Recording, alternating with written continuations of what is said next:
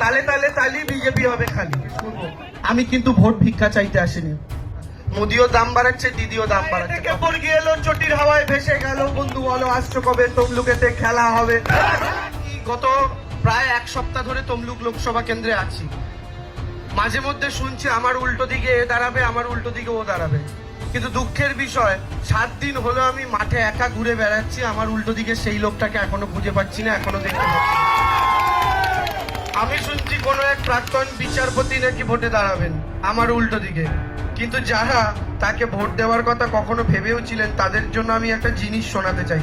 এটা শুনে নিন, শুনে সিদ্ধান্ত নিন যে তাকে সমর্থন করার কথা ভাববে কিনা। তিনি নিজের সম্পর্কে নিজে কি বলছেন একবার শুনুন। আমি অত্যন্ত বিষাক্ত, এরপরে চন্দ্রবাবু হয়ে যেতে পারি, আপনারা সাবধানে থাকবেন। আবার শুনুন, নিজেকে নিজে বিষাক্ত বলছে। আমি অত্যন্ত বিষাক্ত, এরপরে চন্দ্রবাবু হয়ে যেতে পারি, আপনারা সাবধানে থাকবেন। এবার তমলুকবাসী আপনারা সিদ্ধান্ত নিন, আপনারা যেচে তমলুকে সাপ খোপ ঢোকাবেন কি ঢোকাবেন না, এই সিদ্ধান্ত আপনাদেরকে নিতে হবে। এবং সর্বোপরি আমি একটা কথা বলি, তমলুক লোকসভা বিরাট বড় লোকসভা। ময়না থেকে মহিষাদল, তমলুক থেকে নন্দীগ্রাম, কোলাঘাট থেকে শুরু করে তমলুক, বিরাট বড় জায়গা। এত বড় জায়গা, আজকে ভোটের আগে মিছিল করছি, মিটিং করছি, ভোটের পরে তো 5টা বছর কাজ করতে হবে। এখন এই 5টা বছর কাজ করা মানে 7টা বিধানসভা দৌড়তে হবে, ছুটতে হবে। এবার আমি আপনাদের জিজ্ঞেস করছি, 62 বছরের কোনো ব্যক্তি এই 5 বছর ধরে 7টা বিধানসভা চষে বেড়াতে পারবেন, নাকি তার চেয়ে অনেক সহজে একটা 28 বছরের যুবক চষে বেড়াতে পারবে গোটা 7টা বিধানসভা? এই প্রশ্নটা আমি আপনাদেরকে করলাম। এবং তৃতীয় যেটা সবচেয়ে গুরুত্বপূর্ণ পয়েন্ট আমি আপনাদের সামনে বলতে চাই, আমাকে মমতা বন্দ্যোপাধ্যায় সন্তানের মতো স্নেহ করেন। যদি মমতা ব্যানার্জিকে বলি যে দিদি আমার এই তমলুকে এই হলদিয়াতে এই প্রকল্পটা দরকার, এই কাজটা দরকার, আমি নিশ্চিত আর 5 জনের চাইতে অনেক তাড়াতাড়ি আমি তাদের থেকে কাজটা ছিনিয়ে আনতে পারবো হলদিয়ার জন্য, তমলুকের জন্য। তাই এলাকার উন্নয়নের জন্য আমি আপনাদের সমর্থন চাই। আর বাদবাকি লোকসভাতে গিয়ে যা করার সেটা তো আপনারা দেখতে পাবেন। কিন্তু একটা কথা বলে শেষ করি, অনেক গাড়ি দাঁড়িয়ে রয়েছে, আমি শুধু একটা কথা বলে শেষ করবো। আমি কিন্তু ভোট ভিক্ষা চাইতে আসিনি। কেন যাইনি আসিনি জানেন? ভিক্ষা চাইতে। কারণ ভিক্ষার জিনিস ফেরত হয় না। কোনোদিন দেখেছেন আপনি ভিক্ষা দিয়েছেন সেটা ফেরত এসছে? কিন্তু আমি আপনাদের কাছে ভোটটা ধার হিসাবে চাইতে এসেছি। কেন? কারণ ধারের জিনিসের সুদ সমেত ফেরত হয়।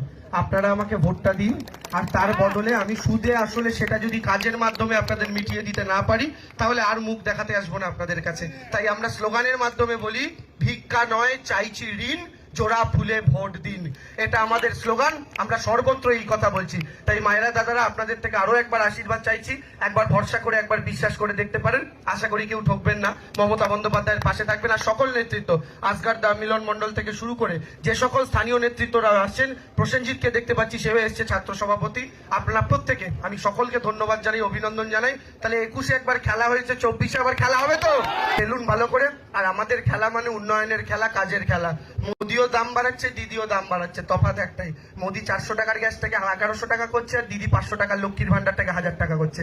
এটাই হচ্ছে দুজনের মধ্যে মূল তফাৎ। সেই লড়াই আমাদের মধ্যে থাকবে, আমাদের মধ্যে চলবে। আইএনটিটিউসি সভাপতি আছেন আমাদের মধ্যে, তাকে অভিনন্দন জানাই, তাকেও শুভেচ্ছা জানাই। বাদ বাকি আবার দেখা হবে। 70 দিনের লম্বা প্রচার, তাতে তো দেখা হবেই। প্লাস আগামী 5 বছর আপনারা আমাকে জেতাচ্ছেন, এটা আমার বিশ্বাস। ফলে আগামী 5 বছর সাংসদ হিসাবে আপনাদের সঙ্গে দেখা হবে। এবং আরো একবার এই সিটি সেন্টারের সামনে শহরের বুকে দাঁড়িয়ে বলে যাচ্ছি, ভোটের আগে যতবার দেখতে পাচ্ছেন, ভোটের পরে তার 3 গুণ দেখতে পাবেন। আমার কথাটা রেকর্ড করে রেখে দিতে। তালে তালে তালি বিজেপি হবে খালি। এই বাইরে থেকে পড়ে গেল চটির হাওয়ায় ভেসে গেল, বন্ধু বলো আসছো কবে তমলুকেতে খেলা হবে। বুড়ি মায়ের স্বাস্থ্যসাথী ফুলিয়ে বলে বুকের ছাতি অপারেশন ফ্রিতেই হবে, তমলুকেতে খেলা হবে। কন্যাশ্রীর বোনটা আমার হচ্ছে যখন ইঞ্জিনিয়ার, যুদ্ধ সে বঞ্চিতেই লবে, বন্ধু আবার খেলা হবে। এই আমার মাটি সইবে না, ইউপি বিহার হইবে না, বাংলা আমার বাংলার হবে, বন্ধু আবার খেলা হবে। এই হলদিয়াতে খেলা হবে, এই নন্দীগ্রামে খেলা হবে, এই কোলাঘাটে খেলা হবে, এই নন্দকুমারে খেলা হবে।